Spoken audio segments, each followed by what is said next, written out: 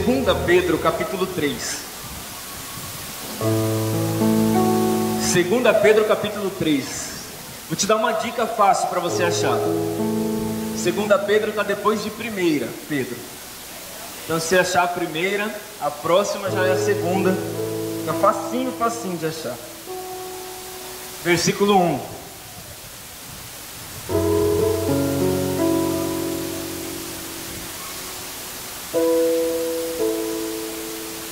Segunda Pedro 1. Segunda Pedro capítulo 3, a partir do versículo 1.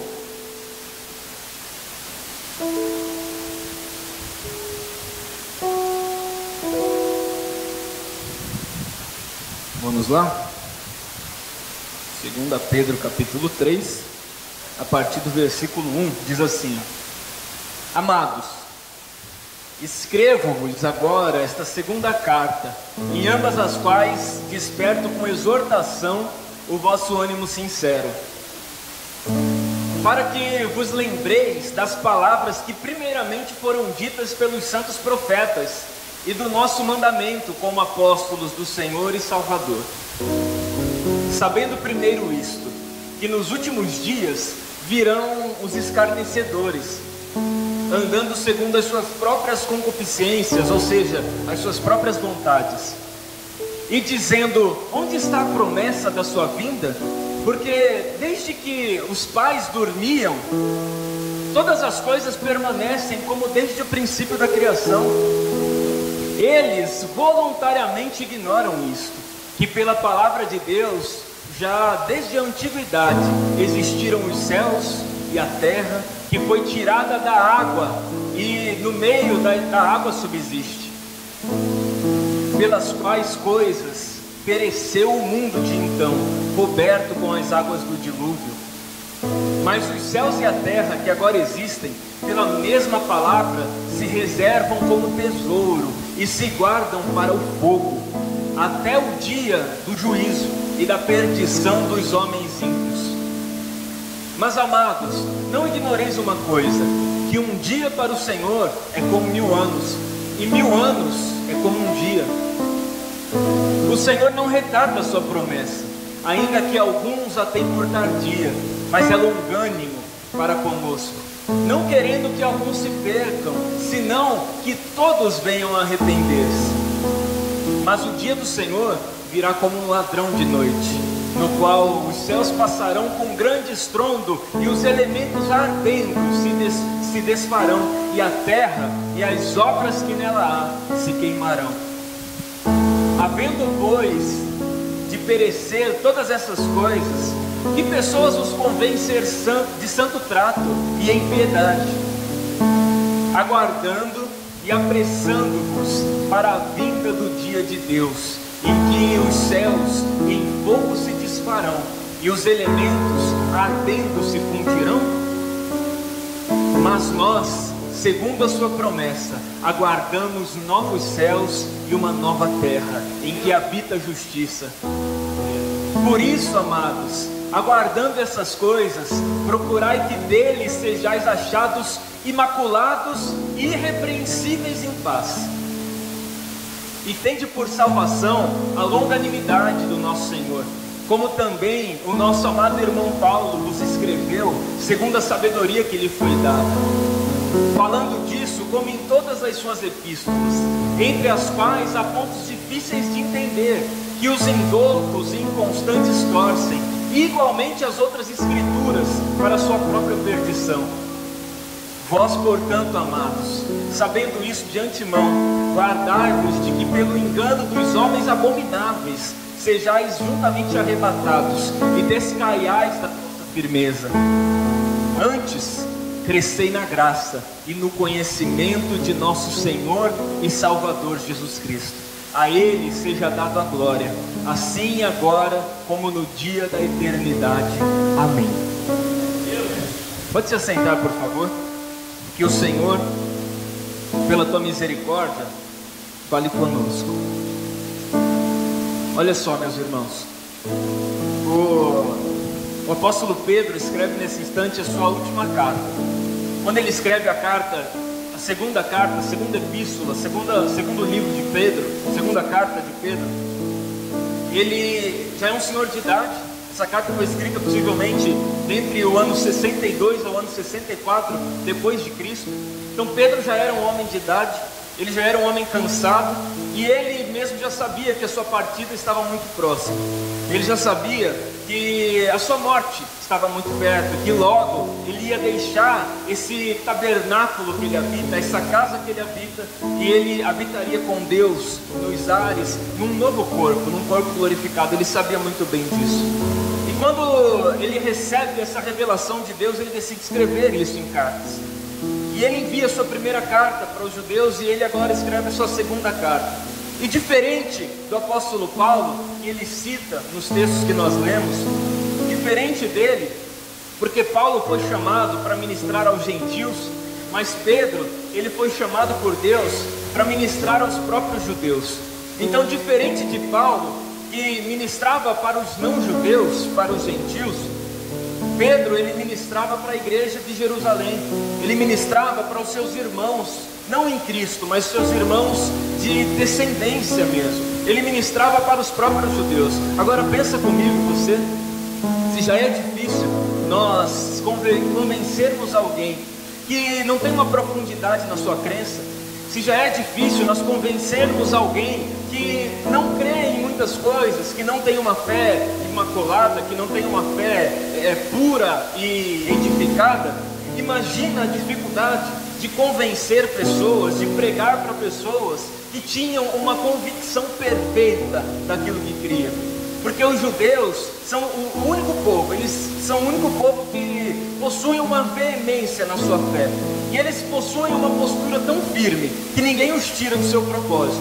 E Pedro foi chamado para pregar não para aquelas pessoas que viviam em dubiedade na sua fé, mas ele foi chamado para pregar para as pessoas que tinham certeza daquilo que cria. Embora aquilo que eles criam não estava enquadrado na totalidade da verdade que Jesus havia se manifesto e pregado e anunciado naqueles instantes. Então Pedro tinha uma árdua tarefa. Ele tinha uma tarefa de convencer homens que estavam certos de que eles estavam errados. Pedro tinha uma árdua tarefa de convencer homens que achavam que estavam fazendo a coisa certa, quando na verdade eles estavam fazendo as coisas erradas. O que Pedro está trazendo para os judeus nesse instante, em seus ensinamentos, não é nada novo, não é nenhuma novidade. Ele não trouxe uma onda nova de revelação, ele não trouxe algo novo que ninguém nunca tinha ouvido. O que Pedro está falando é uma notícia antiga. O que Pedro está abordando na sua segunda carta é uma notícia muito antiga. Essa notícia ela é tão antiga, mas ela não pode ser esquecida de forma nenhuma. Pedro inicia sua escrita dizendo que ele está escrevendo a sua segunda carta, mas que não tinha nada diferente da primeira. Quando ele começa a escrever, ele já anuncia: essa é a segunda carta que eu estou escrevendo para vocês, mas ela não é em nada diferente da primeira. E ela também não é em nada diferente ao que os apóstolos e os profetas e o próprio Senhor Jesus prenunciou. Não tem nada de diferente. Eu não estou trazendo para vocês nenhuma novidade. Tudo que eu estou falando para vocês, vocês já sabem. Tudo que eu estou falando para vocês já faz parte do cotidiano de vocês, já faz parte da formação de vocês, faz parte da crença de vocês. Tudo que eu estou ensinando para vocês nesse instante já faz parte daquilo que vocês já sabem. Então Pedro, ele está anunciando para as pessoas não algo novo, mas algo que já existia. E nós muitas vezes achamos, não é, que nós temos que trazer algo novo, que nós precisamos de uma novidade. Muito se discute isso hoje, que a igreja ela precisa mudar, que a igreja está andando em caminhos tortuosos e precisa de uma mudança urgente, e eu não discordo disso. A igreja de fato anda por caminhos tortuosos e precisa de uma mudança, mas essa mudança ela não está na inovação. Essa mudança não está num novo método de adorar a Deus ou de se pescar almas. A mudança não está num novo método de retórica, de anunciar a palavra de Deus, como se ela fosse uma exposição gramatical de belas palavras. Não, não. A mudança, na verdade, ela está quando nós tivermos a condição de trazer as coisas antigas outra vez à tona. A mudança não está em criar algo novo, mas a mudança está em voltar a praticar as coisas antigas. Não está em criar um novo método, mas está em praticar o antigo método, que nós o deixamos de lado, que nós o deixamos para trás. Então Pedro, no seu segundo propósito, ele diz exatamente isso: não tem nada novo para vocês. Se vocês estão esperando uma novidade, vocês podem esperar sentados. Se vocês estão esperando uma coisa nova, estrondosa, esperem sentados, porque eu não quero trazer nada novo. Eu quero trazer as coisas do passado, as coisas antigas, as coisas da fundação, da edificação. A igreja, dentro das suas doutrinas, dentro do seu ensinamento por si só, ela já é próspera, ela já é rica e ela já é salva. Nós não precisamos acrescentar mais nada nela. Por si só, ela já é completa, perfeita e imaculada. Ela não precisa de ensinamentos humanos, ela não precisa de doutrina de homens, ela não precisa de proibições de homens, ela não precisa de uma nova onda, um novo método, um novo envolvimento para que ela possa pescar almas lá fora. Mas a igreja precisa voltar às suas origens. Ela precisa olhar para trás, ver aonde caiu e voltar a praticar as primeiras obras. Ela precisa olhar para o passado e ver aonde é que nós deixamos o nosso fervor de lado, aonde é que nós deixamos a prática da oração, aonde é que nós deixamos a prática da entrega, aonde é que nós caímos, para que nós tenhamos condição de nos levantarmos outra vez e nos levantarmos firmes e fortes pelo braço do Senhor. Os cristãos, na carta de Pedro, eles são exortados a ter fé, eles são exortados a ter virtude, conhecimento, autodomínio, perseverança, devoção piedosa, afeição fraternal, amor e observância a uma doutrina. E que doutrina é essa que Pedro enfatiza na sua segunda carta? A verdade que Pedro enfatiza é a doutrina da vinda de Cristo, é a consumação de todas as coisas, é o ápice de busca da igreja, é a esperança de todo cristão, é a esperança de toda a humanidade. O que Pedro está enfatizando é a doutrina da vinda de Cristo. E pasme você, por mais que talvez você não tenha ouvido isso com frequência, mas Jesus, ele vai voltar. Jesus, ele vai retornar, porque ele nos prometeu que retornaria. Quando Jesus estava na sua ascensão, lá no livro de Atos, no início do livro, quando os discípulos viram Jesus ascendendo aos céus, subindo, as nuvens o ocultaram e anjos apareceram e disseram para eles: varãos galileus, por que vocês estão temerosos? Por que vocês estão ansiosos? Por que estão preocupados? Por que se entristecem? Esse mesmo Jesus que vocês estão vendo subir, fiquem tranquilos, ele vai voltar também. E na sua volta, ele não volta mais como veio da primeira vez, como um cordeiro mudo que foi levado ao matadouro e sofreu e pereceu e morreu por causa dos nossos pecados. Mas no seu retorno, ele não volta mais como um cordeiro, mas ele volta como um leão da tribo de Judá. Ele volta, mas não machucado e envolto nesses panos de misericórdia, mas ele volta num manto de glória, ele volta envolvido em sua majestade, porque ele é Deus. Ele retorna. Ele dá essa promessa do retorno de Cristo, e Cristo vai voltar. E isso é tão verdade, essa volta de Cristo ela é tão verdade, que dos 27 livros do Novo Testamento, de Mateus até Apocalipse, os 27 livros que compõem o Novo Testamento, apenas 4 livros não enfocam, não enfatizam a doutrina do retorno de Cristo. Apenas o livro de Gálatas, Filemão, é uma carta muito pequena, e também as 2 cartas de João, 2ª de João e 3ª de João, não enfatizam o retorno de Cristo com veemência. Porém, os outros 23 livros colocam veemência na volta de Cristo. Os outros 23 livros que compõem o Novo Testamento exortam a igreja a respeito do retorno de Cristo, e Cristo irá voltar. E eu quero meditar justamente nesse texto com vocês, a partir do versículo 1. Olha só o que Pedro diz: amados, escrevo-vos agora esta carta, em ambas as quais desperto com exortação o vosso ânimo sincero. Pedro começa pedindo ânimo para eles, e ele começa dizendo já: isso é uma exortação, isso não é uma consolação, isso não é uma palavra comum, isso é uma exortação justamente para que as pessoas despertem, isso é uma exortação justamente para que as pessoas pensem naquilo que ele está dizendo, isso é uma exortação a todos.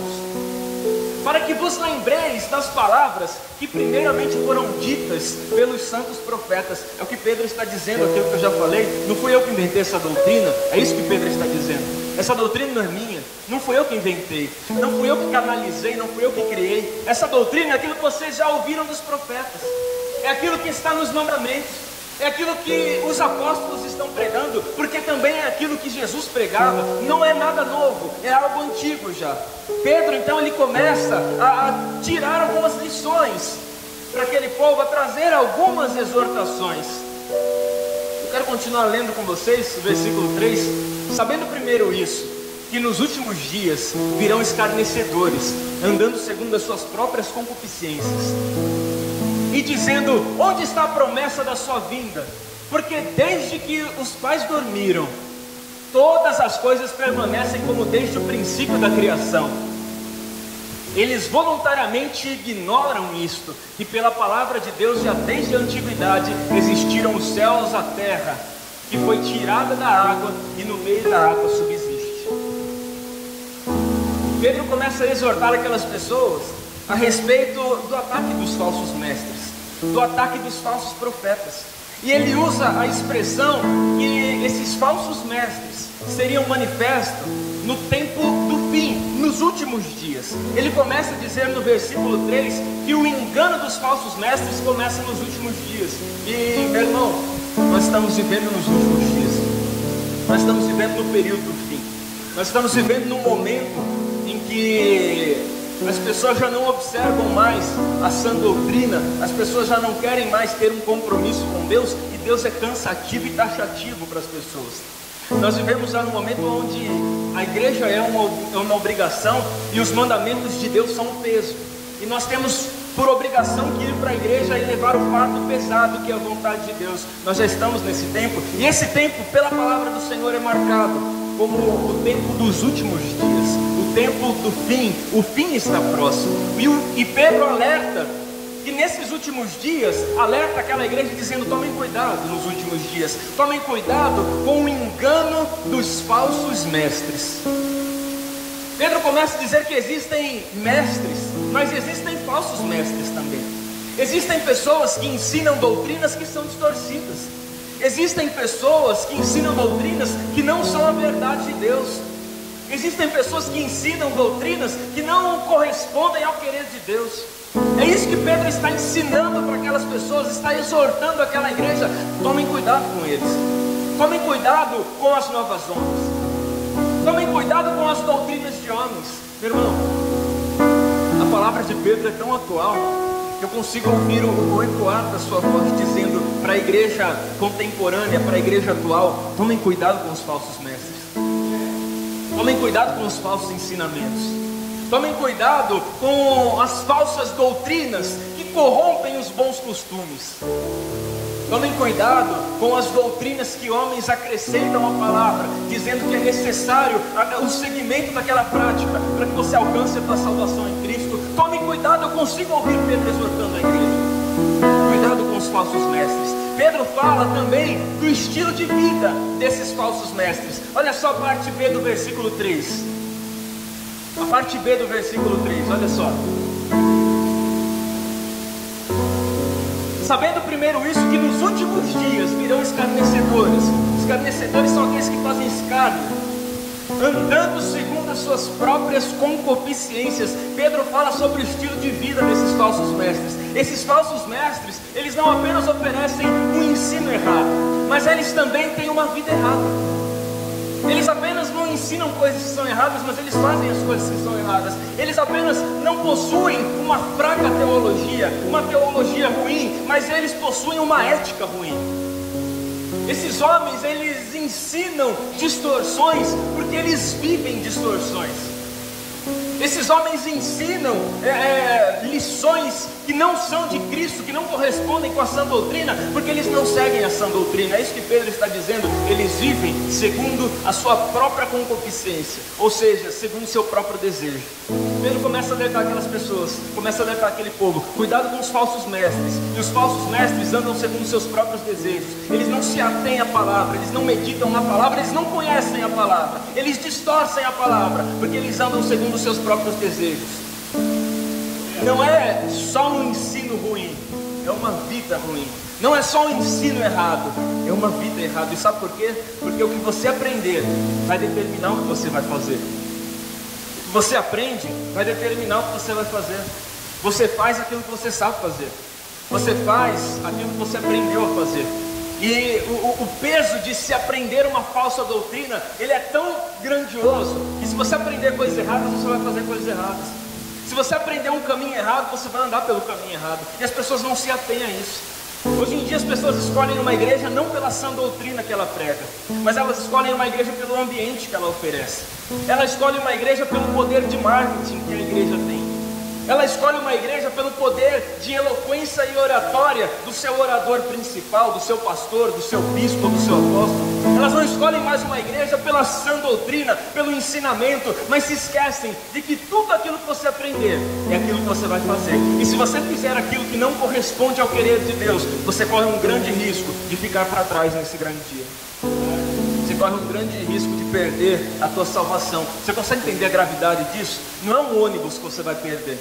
Não é um táxi que você chamou e vai perder. Não é um metrô que você vai perder, que logo em seguida tem outro. Mas você pode perder a tua salvação e nunca mais reconquistá-la. Não é algo que você perde e substitui por outro. Não é algo que lhe roubam e você pode comprar outro. Mas é algo que é para sempre. É algo que é eterno, é algo que é duradouro. É a salvação da nossa alma. No versículo 4... ele começa a dizer quais são os ensinamentos desses falsos mestres. E o ensinamento dos falsos mestres que ele diz é justamente quem questiona a vinda de Cristo. Onde está a promessa da sua vinda? Ele fala, cuidado que virão falsos mestres. Falsos mestres que andam segundo seus próprios desejos. E o ensinamento desses mestres é esse aqui, ó. Onde está a promessa da sua vinda? Porque a promessa é tão tardia. Se você ler as cartas de Paulo, você vai ver que Paulo esperava o retorno de Cristo nos dias dele.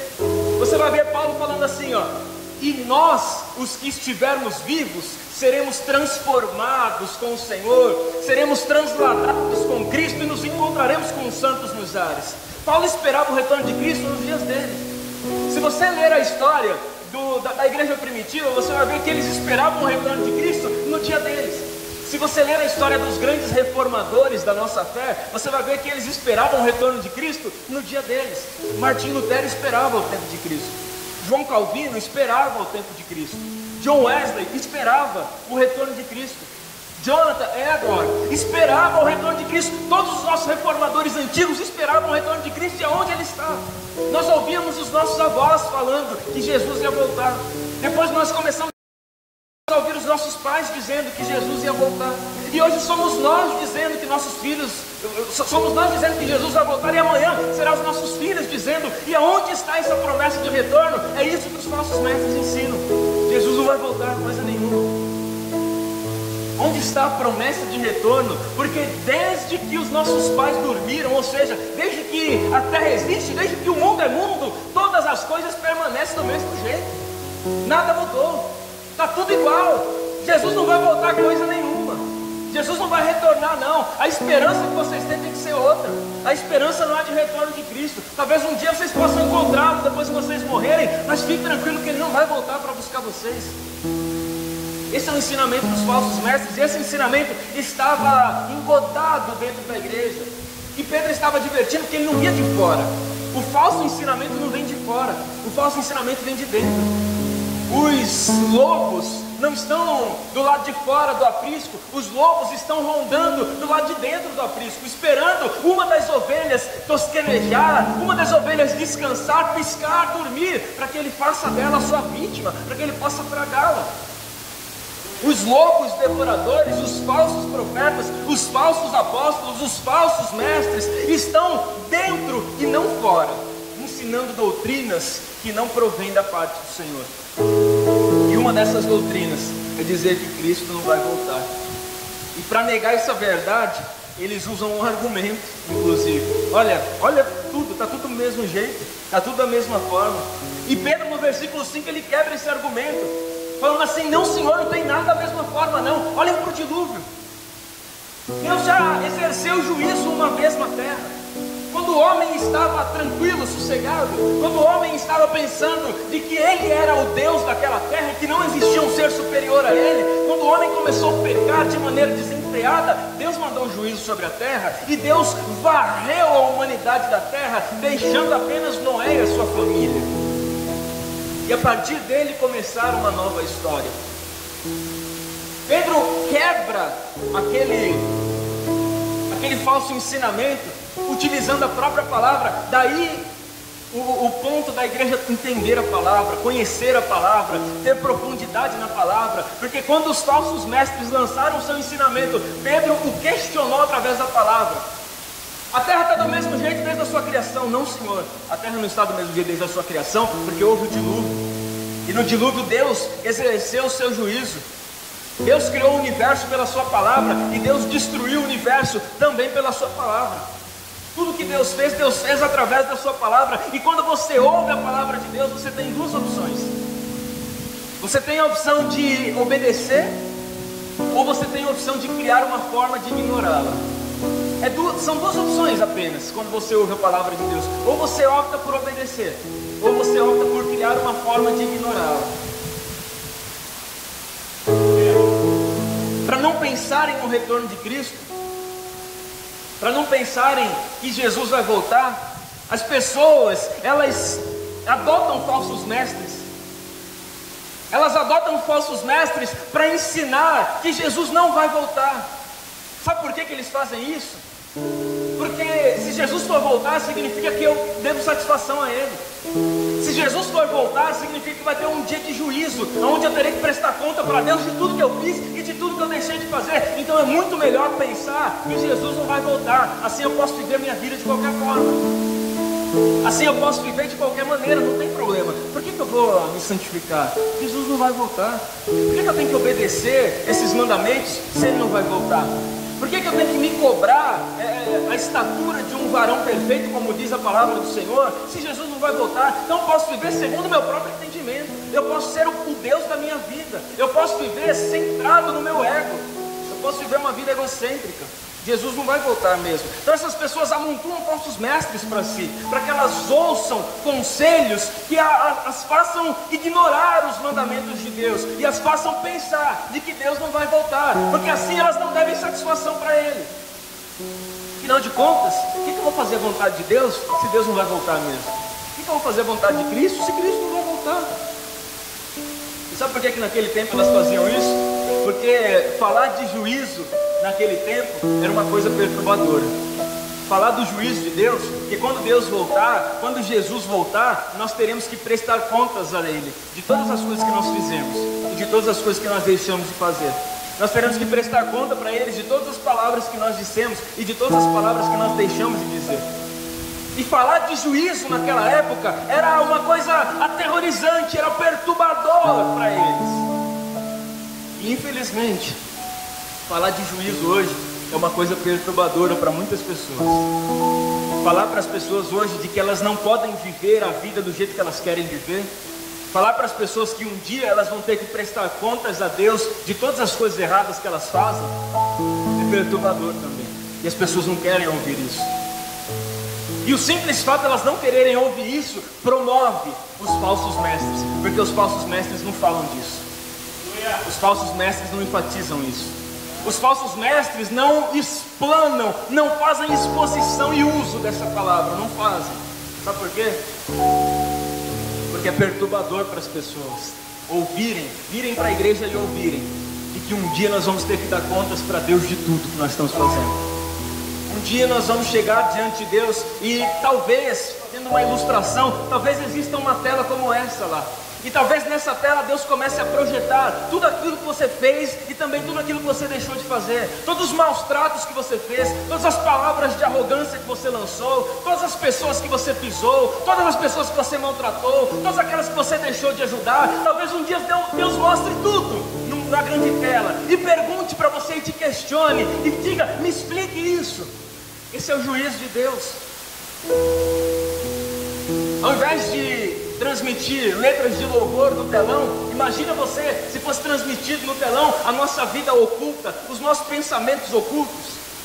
É o juízo de Deus, e as pessoas não querem ouvir falar do juízo de Deus, porque o juízo de Deus perturba as pessoas, porque o juízo de Deus te força, te obriga a mudar de vida, porque o juízo de Deus te obriga a ser uma nova criatura. O juízo de Deus te obriga a ter uma nova conduta, a ser uma nova pessoa. Ele te obriga a amar e a perdoar, porque se você deixar de amar e deixar de perdoar, você um dia vai ter que prestar contas disso para Deus. Ele te obriga a ser verdadeiro, falar a verdade, porque se você contar mentira, um dia você vai ter que prestar conta dessa mentira diante de Deus. Ele te obriga a ajudar as pessoas, e se você deixar de ajudar as pessoas, um dia você vai ter que prestar contas para Ele do porquê você deixou de ajudar as pessoas. É o juízo de Deus, e o juízo de Deus é perturbador para as pessoas.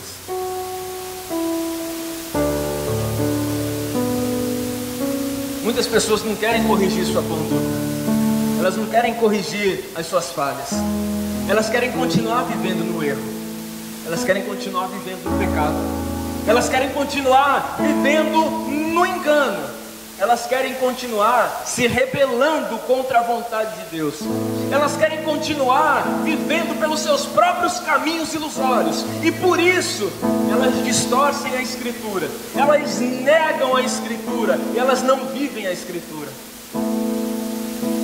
porque elas não querem juízo sobre si, elas não querem mudar.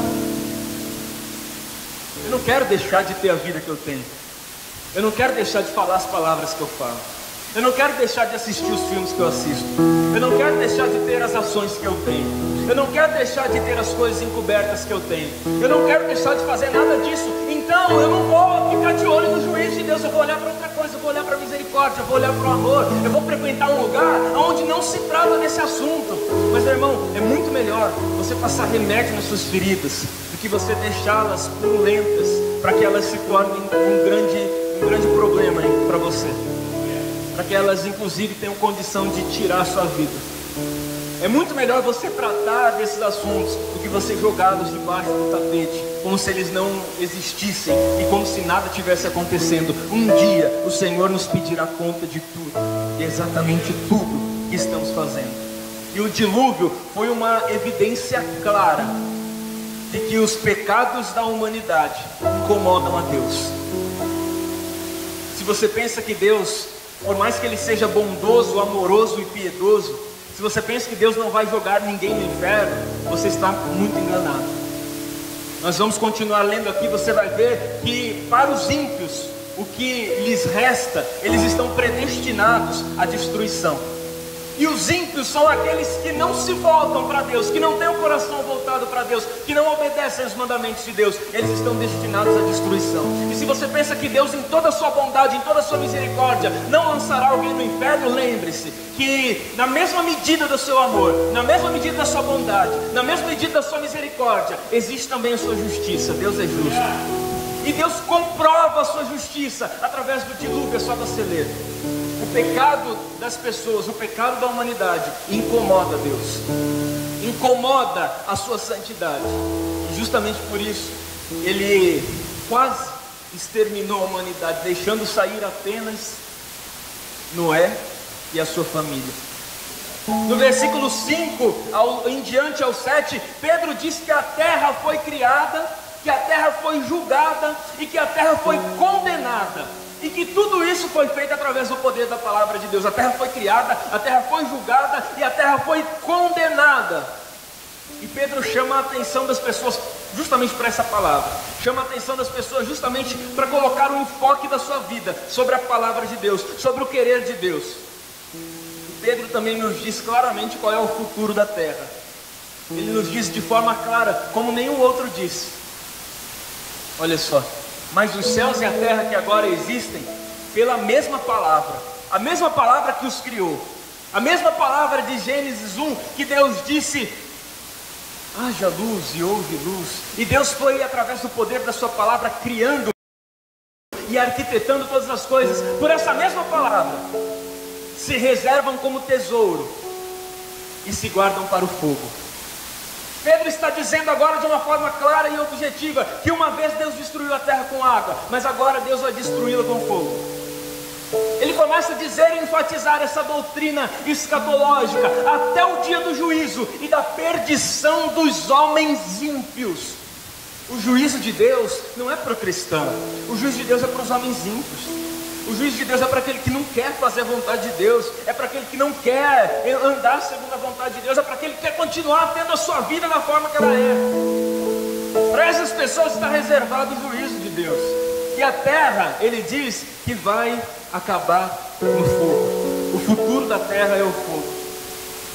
Você sabia que o homem ele possui armamento nuclear suficiente para transformar o nosso planeta Terra em pó pelo menos 27 vezes? Esse é o tamanho do poder nuclear das nações mais poderosas do mundo. Eles conseguem destruir a Terra 27 vezes com o poder que eles têm ao toque de um único botão. E sabe o que Pedro está dizendo? Que não serão eles que apertarão esse botão, mas o próprio Deus vai apertar esse botão. Ele está dizendo que o próprio Deus vai destruir a terra com fogo. Ele está dizendo que o próprio Deus vai colocar um ponto final na história da impiedade do homem. Ele está dizendo que o próprio Deus vai acabar com tudo. O próprio Deus vai apertar o botão. E naquele grande dia, os homens, com grande pesar, com grande angústia na sua alma, eles tentarão fugir, eles tentarão correr, eles tentarão se esconder, mas não se esconder da destruição da terra, mas se esconder da ira de Deus que está por vir. Eles tentarão se esconder, se ocultar, mas não se ocultar da destruição da terra, mas se ocultar da ira do Cordeiro, que a palavra do Senhor nos diz, a ira de Deus que há de se manifestar sobre os ímpios. Eles tentarão se esconder, mas a palavra do Senhor diz que para onde formos, os olhos do Senhor estão lá, e ninguém consegue se esconder de Deus em qualquer lugar que seja. Se nós somos aos céus, lá Deus está. Se nós nos escondemos na terra, aqui Deus está. Se nós somos para as profundezas dos oceanos, lá o Senhor também está. E não existe ninguém capaz de fugir dos olhos do Senhor. Deus é soberano. Só que até agora, Pedro ele falou dos falsos mestres. Até o versículo 7 ele falou dos falsos mestres. E a partir de então ele começa a falar dos cristãos. A partir do versículo 8 ele começa a falar com os crentes da igreja. Ele começa a falar com os cristãos. Eu não gosto de usar a expressão crente, porque crente é todo aquele que crê nos mandamentos de Deus. Todos aqueles que creem que a Bíblia é verdadeira. Todos aqueles que creem que Deus é santo, único e imutável. Todos aqueles que creem na inerrância dessa palavra são crentes. E cristãos são todos aqueles que praticam aquilo que está nessa palavra. Então tem uma grande diferença entre crente e cristão. Mas Pedro agora ele começa a falar para os crentes e também para os cristãos. Ele fala para aqueles que creem que Deus é Deus, e eles falam para aqueles que expõem com a sua própria vida que Deus é Deus. Ele começa falando do versículo 8, e o versículo 8 é lindo. Amados, não ignoreis uma coisa, que um dia para o Senhor é como 1000 anos, e 1000 anos para o Senhor é como um dia. Ele começa a dizer que Deus é atemporal. Ele começa a dizer que Deus, dentro da sua soberania, é eterno. Ele começa a dizer que Deus não tem princípio e nem fim. Ele começa a falar e exaltar a soberania de Deus na sua criação, na sua vida e na sua virtude. Ele começa a dizer que Deus é eterno. Ele começa a dizer que Deus não tem passado e nem futuro. Ele começa a dizer que um dia para Deus é como 1000 anos, e 1000 anos para Deus é como um dia, que o tempo de Deus é diferente do nosso, que Deus trabalha dentro da sua própria concepção de tempo. Deus é eterno. Se você acrescentar 1000 anos à eternidade, quantos anos isso daria? A eternidade. E se você tirasse 1000 anos da eternidade, quantos anos sobrariam? A eternidade. Deus não trabalha dentro do nosso relógio. Deus não trabalha dentro de 24 horas do dia, 7 dias da semana. Deus não trabalha 4 dias por mês. Perdão, 4 semanas por mês, 12 meses no ano, 10 anos na década, 100 anos no século, 1000 anos no milênio. Deus não trabalha com o nosso período, com o nosso tempo. Deus é atemporal.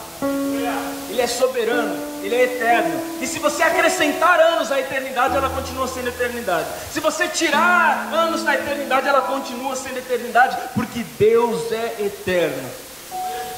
E qual o propósito dessa aparente demora no retorno de Cristo? Pedro também fala disso no versículo 9. Ele fala da aparente demora. O Senhor não retarda a sua promessa. Quer dizer, a promessa de Deus não está atrasada, ela está em dia.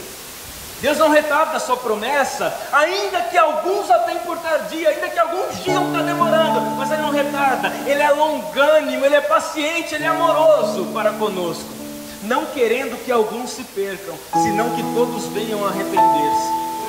Pedro está dizendo, sabe por quê? Que Cristo ainda não retornou? Por causa de vocês. Sabe por que Jesus ainda não retornou e destruiu os ímpios? Por causa de vocês. Ele não retornou porque Ele é longânimo. Ele não retornou ainda porque Ele é amoroso.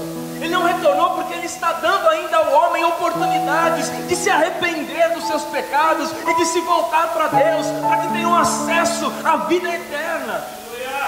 Ele não voltou ainda porque Ele está nos dando oportunidades de pregar a palavra, de ganhar almas para Cristo. Jesus só não voltou ainda por amor a você. Jesus só não voltou ainda por amor a mim, por amor às pessoas que estão lá fora. Jesus não voltou ainda por amor àquelas pessoas, quando você está indo para a tua casa e sai da igreja e os encontra em biqueiras, os encontram usando drogas, os encontram caídos nas ruas embriagados. Jesus só não voltou ainda por amor a eles, para que nós, como representantes de Cristo, tenhamos a oportunidade de dizer para eles que Jesus pode transformar a vida deles, que Jesus pode tirar o miserável do pó e colocá-lo entre os príncipes. Jesus só não voltou ainda porque Ele aguarda a nossa atitude de ir até essas pessoas e dizer para eles que Jesus salva, que Jesus transforma e que Jesus está voltando para nos buscar. Jesus só não voltou ainda porque nos falta dizer para essas pessoas que a misericórdia de Deus é maior do que o pecado que elas têm. Porque nos falta dizer ainda para essas pessoas que o amor de Deus é maior do que o ódio que o mundo oferece e maltrata essas pessoas. Nos falta dizer isso para elas. Pedro diz para as pessoas, para aquela igreja: não acha que Ele tem a sua promessa por tardia, que Ele está demorando. Ele não está demorando não. Ele é longânimo, Ele é paciente. Ele quer que todos se salvam, que nenhuma alma se perca.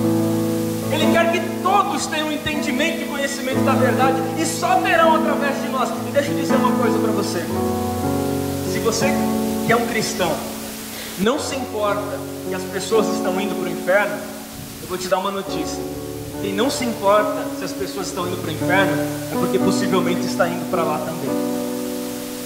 Quem não se importa com aqueles que estão perdidos indo para o inferno é porque possivelmente está indo para o mesmo lugar que eles. Jesus não retornou. Pedro fala que o retorno dele ainda não se deu, porque nós precisamos ainda pregar a palavra para todas as pessoas, porque nós precisamos levar o amor de Deus para as pessoas, porque nós precisamos levar o amor de Cristo para todos aqueles que precisam. Deus, Ele não é apenas eterno, Deus também é misericordioso. Deus não é apenas eterno, Ele é amoroso. E lembrando que essas chances, elas são para nós também. Chance de se reatar com Deus, chance de se reconciliar com Deus, chance de consertar as coisas erradas que existem na nossa vida, chance de mudar as coisas que nós fazemos, chance de mudar nossa postura, de mudar nossa atitude, chance de mudar tudo em nós, chances de sermos transformados, chance de falarmos como Paulo falou: olha, as coisas que eu vivia antigamente ficaram para trás, o que eu vivo hoje é tudo novo, eis que tudo se fez novo, eu prossigo para o alvo, para o autor e consumador da minha fé, os meus olhos estão fitos em Jesus Cristo. É uma nova oportunidade que Ele dá não só para as pessoas lá fora, mas para as pessoas aqui dentro. Porque pasme você, segundo a própria palavra de Deus, quando Jesus retornar, Ele vai encontrar pelo menos metade da igreja despreparada. Ele vai encontrar pelo menos metade, não do mundo lá fora, mas metade do mundo aqui dentro, metade das pessoas daqui de dentro, metade da igreja de Cristo, Ele vai encontrar despreparado. Você já imaginou Jesus retornando e te encontrando despreparado? E como que eu cheguei a essa conclusão? Leia a parábola das 10 virgens. 5 prudentes e 5 insensatas. Elas estavam aguardando o noivo. O azeite de 5 acabou e as suas lâmpadas apagaram. Elas eram imprudentes. Elas saíram para procurar azeite. Quando elas retornaram, o noivo já tinha chegado, levou 5 e deixou 5. Isso numa proporção da 50%. Jesus estava querendo dizer: ó, cerca de metade da igreja está dispersa, estão com as suas lâmpadas apagadas e estão sem azeite para poder manter as lâmpadas acesas. Estão sem condições de aguardar o retorno do noivo. Cerca de 50% da igreja. Então essa longanimidade de Jesus no seu retorno não é só para os ímpios lá fora, mas é para nós aqui dentro. Essa longanimidade dele é para nós termos tempo e condição de colocar nossa vida no altar de Deus, de colocar nossa vida em ordem diante do Senhor. Pedro, Paulo e Jesus, eles usaram uma mesma metáfora para falar desse retorno. É o que Pedro fala no versículo 10. Olha só o verso 10.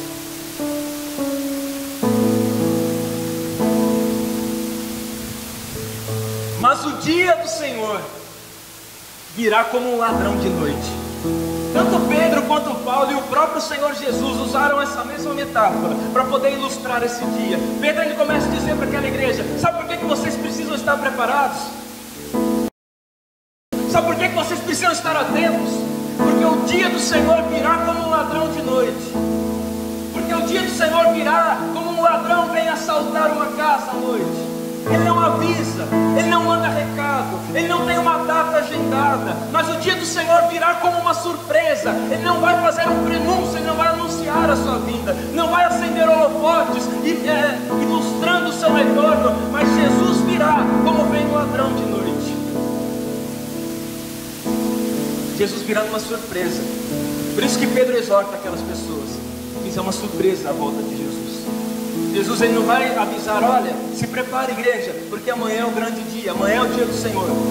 Se prepare, igreja, porque eu estou voltando e quero encontrá-los preparados. Ele não vai fazer isso. Ele virá como um ladrão da noite.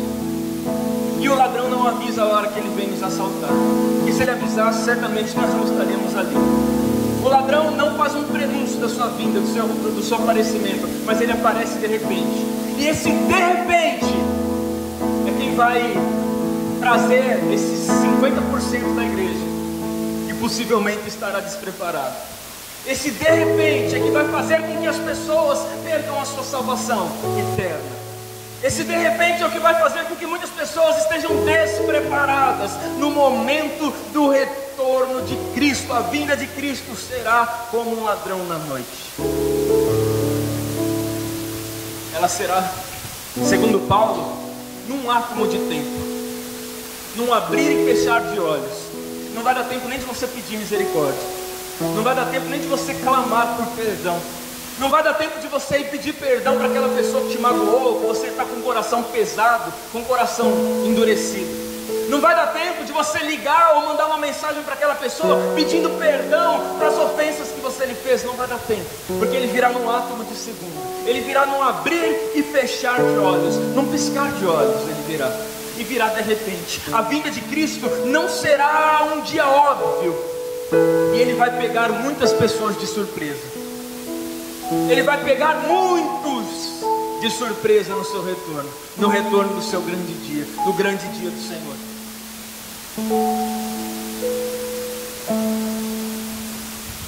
Imagina você que o dia de Cristo, o dia do Senhor, será um dia comum. Você vai acordar de manhã com o seu despertador, porque possivelmente você irá trabalhar. E você vai desligar o despertador, talvez você reclame porque é uma segunda-feira e você vai precisar trabalhar, ao invés de agradecer a Deus porque tem um trabalho. Talvez você vá até a sua família e decida não tomar café da manhã com eles, porque você acordou atrasado e mal-humorada e pretende sair logo de casa. Talvez você vá o caminho inteiro murmurando até o seu trabalho. Você vai pegar o carro, você vai dirigir, ou você vai pegar uma condução, vai pegar ônibus, vai pegar metrô, vai pegar um táxi. De alguma forma, a sua rotina vai ser a mesma. Você vai agir comumente. Só que a palavra do Senhor diz que quando, de repente, no meio da sua rotina diária, no meio das coisas que você tem para fazer, no meio do estresse do dia a dia, no meio da sua rotina de trabalho cansativa, taxativa e desgastante, de repente, a palavra do Senhor diz que vai soar uma grande trombeta. A trombeta do Senhor vai soar, e Ele vem no alarido com voz de arcanjo.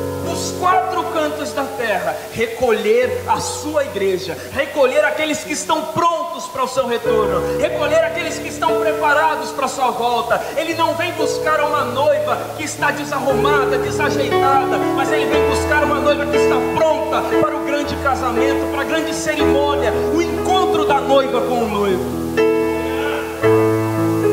Ele vai surpreender muitas pessoas na sua rotina. Ele vai surpreender muitas pessoas no seu convívio diário, no seu dia a dia, no seu trabalho. Uma vez perguntaram para John Wesley, perguntaram assim para ele: John Wesley, o que você gostaria de estar fazendo quando Jesus voltar? E ele deu a resposta mais fantástica para essa pergunta, a melhor resposta que essa pergunta poderia ter. Ele falou: quando Jesus voltar, eu quero estar fazendo a mesma coisa que eu faço todos os dias, porque todos os dias eu aguardo o retorno de Jesus. Talvez eu, no lugar dele, numa pergunta dessa, eu responderia: bom, quando Jesus voltar, eu quero estar orando. Quando Jesus voltar, eu quero estar na igreja. Quando Jesus voltar, eu quero estar num momento de louvor. Quando Jesus voltar, eu quero estar com os meus joelhos dobrados. Mas não, quando Jesus voltar, eu quero estar fazendo o que eu faço todos os dias, porque todos os dias eu aguardo ansiosamente o retorno de Cristo. Todos os dias eu aguardo o retorno do meu Senhor, porque eu sei que Ele vai voltar. Ele não é tardio em cumprir a sua promessa. Ele vai retornar, Ele vai nos levar para morar com Ele. A grande pergunta é: você está preparado? Se o grande dia do Senhor for hoje, você está preparado?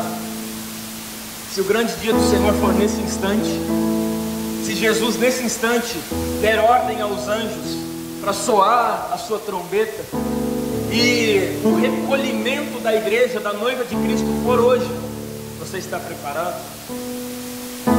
Como é que está a sua comunhão, a sua preparação diante de Deus? Como é que está a sua vida diante de Deus? Você sabia que aqueles que não ouvirem essa trombeta, aqueles que não ouvirem isso, aqueles que passarem desapercebido esse momento, eles terão um período de sofrimento e dor.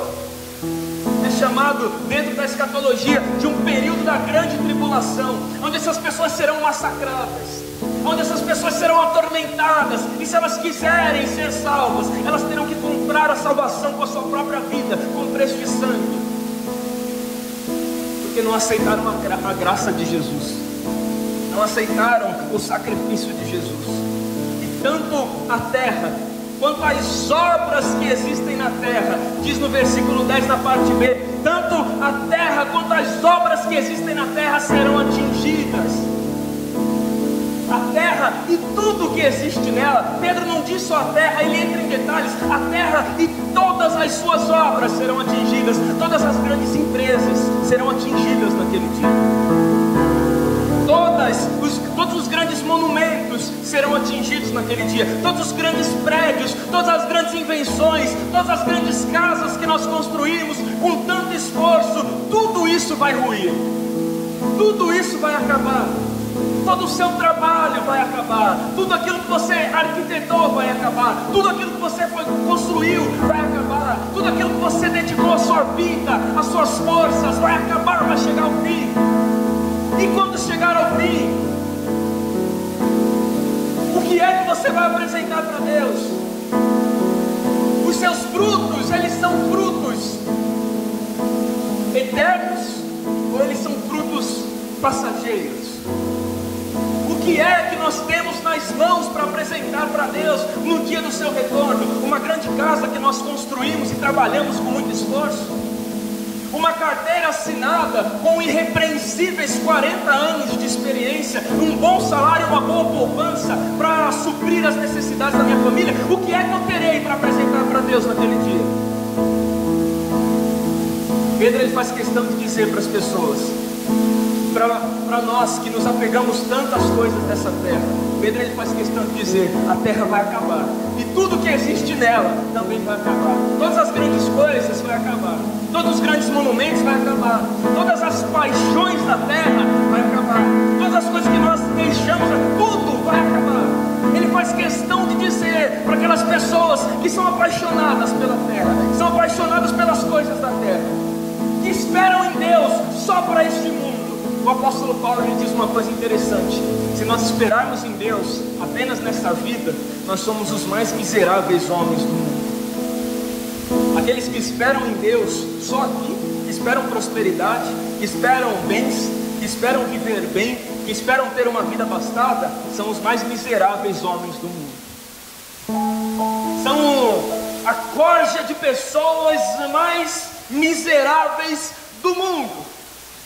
E Pedro, agora como um grande pregador, ele começa a aplicar os seus ensinamentos. Como um grande pregador que era, ele sabia que todo sermão precisava ter uma introdução, precisava ter um desenvolvimento e também precisava ter uma aplicação. E ele começa a fazer a aplicação dessa palavra. E ele diz no versículo 11: precisamos estar preparados. Havendo, pois, de perecer todas essas coisas, que pessoas vos convém ser santo, em santo trato e em piedade.